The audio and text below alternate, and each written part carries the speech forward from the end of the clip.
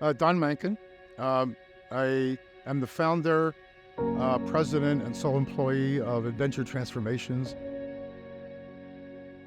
I grew up, in Philadelphia, and we didn't travel very much. So for me, adventure back in those days was getting on the subway, going downtown to go to a jazz club, which was great. I used to see John Coltrane, Miles Davis, all these famous people.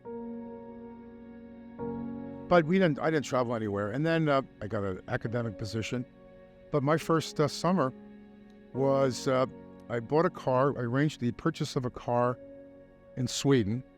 So I flew to Sweden, picked up the Volvo at the factory, drove down to Copenhagen to meet my girlfriend at the time, and we drove for 3 weeks from Copenhagen to as far north in Sweden and Finland as you can go, and then got on a boat and went further.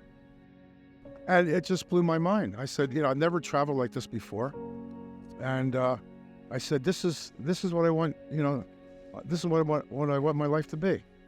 And then I had to get serious about my academic career, and so I didn't take summers off like that. I was an organizational psychologist, and I had my most recent book coming out. And my co-author and the person that I had collaborated with for many years had breast cancer, and she was dying. And so I didn't know what I was going to do. I mean, it was hard for me to think about continuing the work that we had been doing together without her. And then a friend of mine, who was actually a former student, so I was having dinner with him, and I gave him a copy of my latest book. I said, here, Ken, And then he says to me, Don, do you mind if I give you some career advice? And this is a guy who was making $50,000 a speech, so I figured career advice from someone like that, sure. And he says, I don't know if I can say this on camera, he says, Don, stop writing this crap.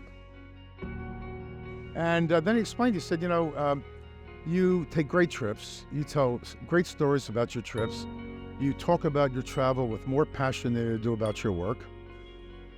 And sort of like the light bulb went off. I said, he's absolutely right.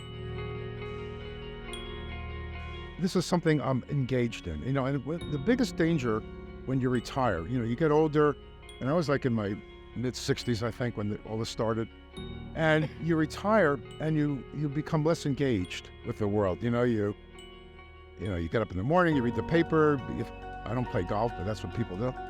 And this was an opportunity for me to stay psychologically and intellectually engaged, writing. But the other thing, every year, and even during the year as well, to work with and socialize with and hang out with people who are much younger than me. And I think it's that engagement with young people who are involved in something that's really important, and they're involved with a passion and a vitality and a level of commitment which you don't find, just everywhere. And it can't help but infuse, it can't help but sort of inject that, in me. And so I honestly feel that if it wasn't for my engagement, in the business and adventure travel, that I don't think I'd be alive. Or if I would be alive, I'd be fat, old, cranky. Now I'm just cranky. It has made this, I hate to say last stage of my life, I don't know, maybe not last, but penultimate. It has really made it,